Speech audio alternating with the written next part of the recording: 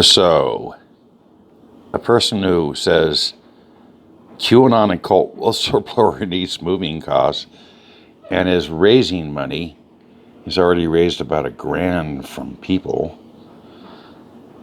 He goes ahead and he says, this is why I need the money. He says, I had 2 separate falling outs with a cult leader. Really?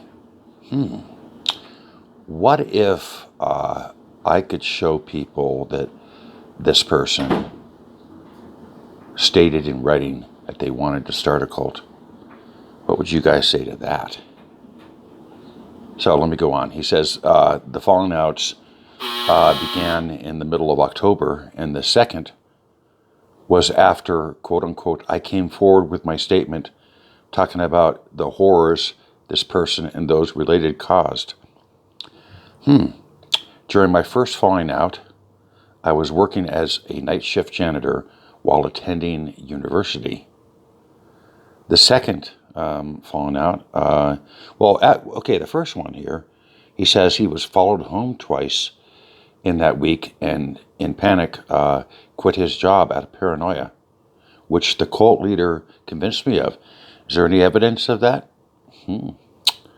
Richard, any evidence of that? And by the way, if you're being followed home, you've got a cell phone, you can go ahead and you can document it. I'd like to see some footage, right? And notice how he's very tricky and duplicitous with his words. And we'll get to that later.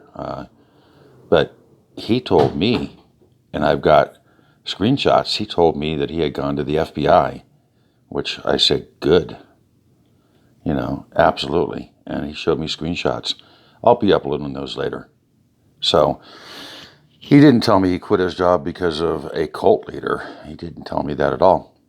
And then he says, the last month I've been under extreme stresses along with trying to catch up with schoolwork I ignored over this time period. After talking to many people, I decided to come clean and talk about these things. So are you saying, Richard, that you weren't clean beforehand? So are you tied in with Q? You'd be surprised at what I know, too. So I'll be showing the man's emails where he talks about, wanting to start a cult. And there's more, too.